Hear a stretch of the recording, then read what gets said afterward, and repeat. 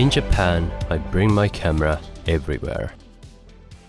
There's just something about travel that makes me feel like I never want to leave the hotel without my camera. Especially in Japan.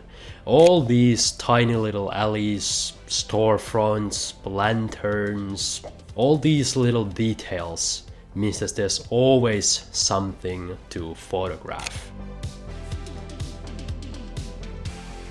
I think travel in general can really rejuvenate your inspiration, and it can teach you a lot about photography and just generally make you a better photographer.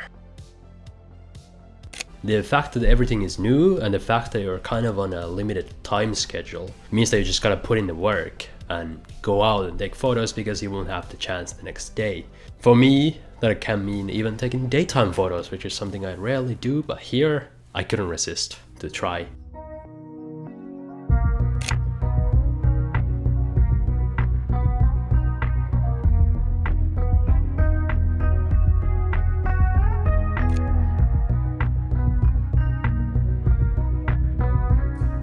On this trip, I'm mostly using the 50mm f1.2 with a Pro Mist. You can see the glow in many of these photos, although I did bring my 24 and my 18 as well.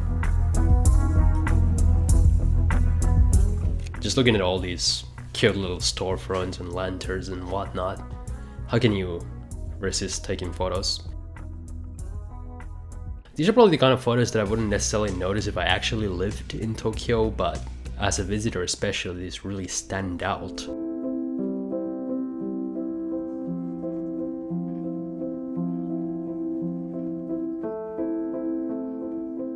Taking a train to Kyoto, enjoying the bold Mount Fuji with no snow and a quite mediocre bento box.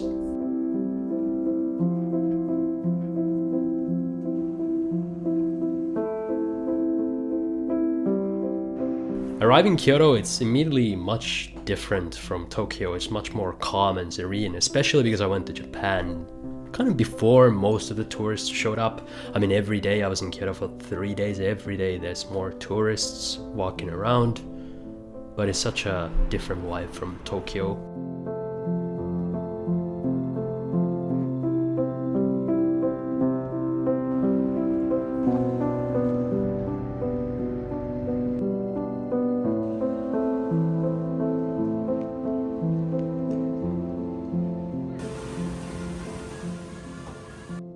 And here I was bugging my girlfriend to walk unnecessarily huge amounts so I could shoot these videos, but I would say it's worth it.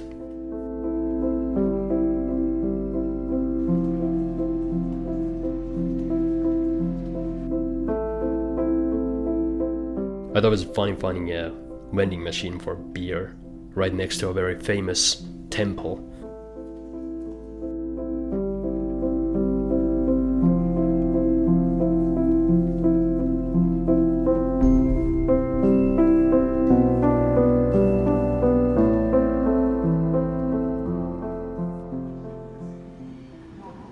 It's another day, another train, this time heading to Osaka for one night. And it's raining, at least in the distance.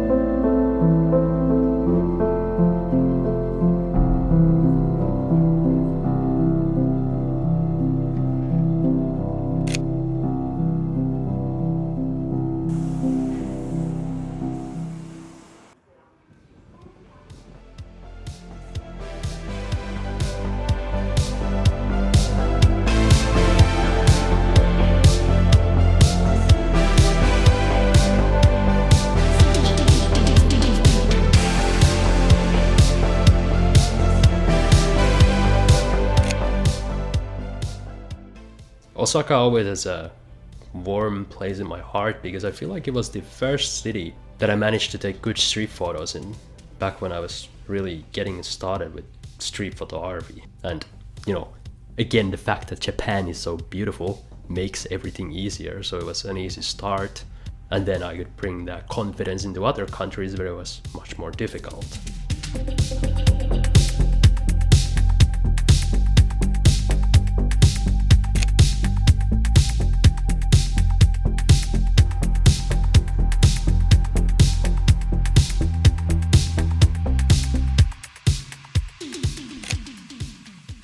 after a while heading back to Tokyo, and this time there's been a snowstorm on Mount Fuji and all of a sudden it looks a lot more familiar.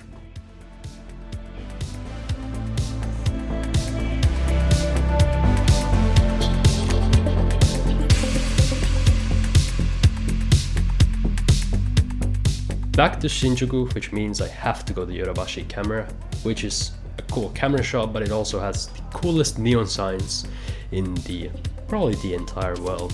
I've taken so many photos around here. I wish more places had neons like this, but you can see even here the decay of time. Some of the neon signs are already broken, so I wonder if even this place has only a limited time left.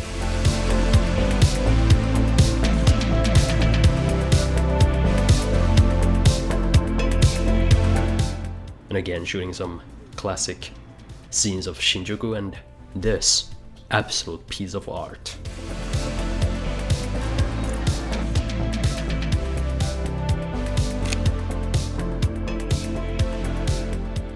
And here you can see the Halloween is coming. To be completely honest, I spend the Halloween mostly just drinking and trying to have a good time, because I normally don't really care too much about like post portraits on the street that everybody takes, but I did eventually take a couple, and in hindsight I maybe should have shot a little more, but these were still very fun.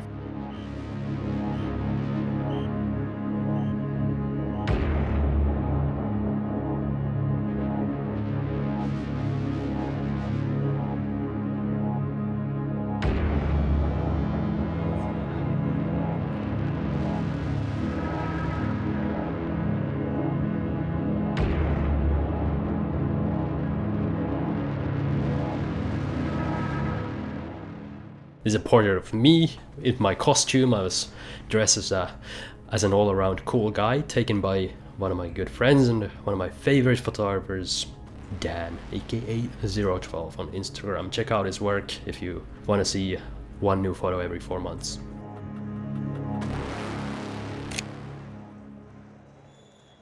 Different cities in different countries, even if the cities kind of seem similar on paper, for example like Korea and Tokyo, Seoul and Tokyo, there's always these little subtle differences. Different temperature of light, different alignment of streets, street parking of cars or motorcycles or bikes. In Japan they only really have bikes parked on the street, no motorcycles or cars, which makes it a much cleaner city, much easier to photograph. But they also have different type of light, different characters. Obviously the Japanese alphabet is different from the Korean alphabet and the English alphabet, believe it or not.